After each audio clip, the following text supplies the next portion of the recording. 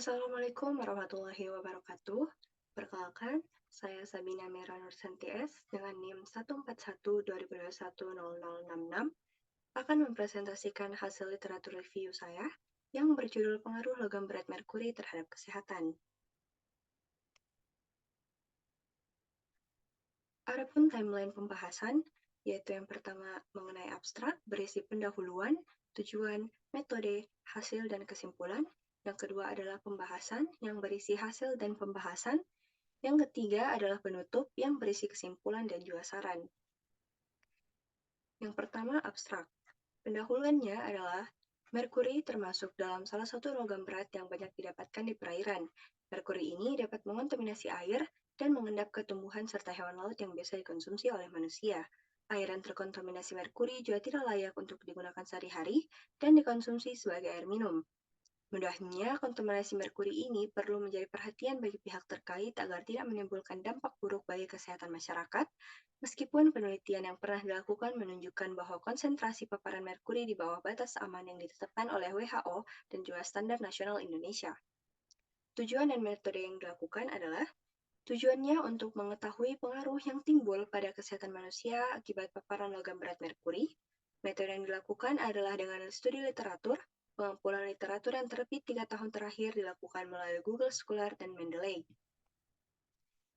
Berdasarkan hasil penelusuran jurnal, didapatkan 6 jurnal yang membahas pengaruh logam berat merkuri pada kesehatan manusia, baik dalam hal makanan, kosmetik, lingkungan, air, dan juga pengaruh pada janin. Dapat disimpulkan bahwa merkuri bisa mengontaminasi seluruh kehidupan manusia, mulai dari makanan, kosmetik, lingkungan, air, dan memengaruhi kelahiran generasi selanjutnya. Penting untuk berhati-hati mengonsumsi atau menggunakan produk yang berpotensi terpapar merkuri agar tidak memperoleh dampak buruk bagi kesehatan. Adapun jurnal yang saya gunakan adalah jurnal pertama, menggunakan metode deskriptif. Hasil dari pengujian logam berat merkuri terhadap 16 sampel makanan yang telah diuji di laboratorium menunjukkan bahwa terdapat 2 sampel makanan yang mengandung merkuri dan 14 sampel makanan yang tidak mengandung merkuri. Namun, kedua sampel makanan yang mengandung merkuri masih di bawah batas aman yang tercantum dalam SNI tentang batas maksimum cemaran logam berat dalam makanan. Jurnal kedua menggunakan metode studi kohort. Dalam studi kohort terhadap orang dewasa di Amerika Serikat ini, konsumsi makanan laut dan paparan merkuri dengan tingkat konsumsi makanan laut tidak secara signifikan terkait dengan resiko semua penyebab atau kematian terkait penyakit kardiovaskular. Pertemuan ini dapat mengonfirmasikan pedoman kesehatan masyarakat di masa depan terkait paparan merkuri, konsumsi makanan laut, dan promosi kesehatan kardiovaskular. Jurnal ketiga menggunakan metode deskriptif kualitatif. Hasilnya terdapat banyak produk kosmetik yang mengandung merkuri jauh di atas batas aman.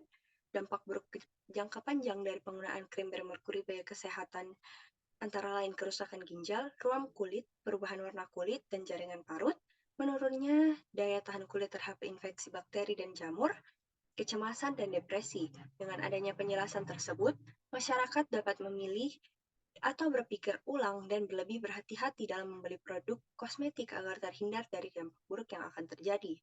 Jurnal keempat menggunakan metode cross-sectional, didapatkan hasil bahwa pencemaran merkuri tertinggi berada di Anjungan Losari dan Anjungan Mandar, sedangkan pencemaran terendah berada di area Pelindo Jeti. Adanya kandungan merkuri pada pantai ini disebabkan oleh pembuangan limbah merkuri yang hanya dialirkan begitu saja di saluran air, sehingga bermuara di sungai dan juga laut. Jurnal kelima, menggunakan metode analisis statistik, didapatkan bahwa hampir semua spesies ikan yang dianalisis menunjukkan konsentrasi metil merkuri di bawah ambang batas yang direkomendasikan WHO untuk konsumsi manusia. Namun, mengingat wilayah tempat pengumpulan ikan ini mengonsumsi ikan dalam jumlah besar, maka asupan metil merkuri harian penduduk dapat melebihi ambang batas yang direkomendasikan. Jurnal terakhir menggunakan metode Mekittamara Study. Hasil penelitian menunjukkan bahwa meskipun merkuri tidak secara signifikan terkait dengan berat badan lahir dan skor Apgar yang rendah, merkuri dapat memengaruhi kelahiran prematur. Masyarakat juga harus mendapatkan informasi yang cukup tentang dampak buruk paparan merkuri selama kehamilan terhadap kesehatan ibu dan anak. Salah satu rekomendasinya adalah memberikan informasi mengenai kadar merkuri dalam ikan dan tingkat konsumsi ikan yang direkomendasikan selama kehamilan.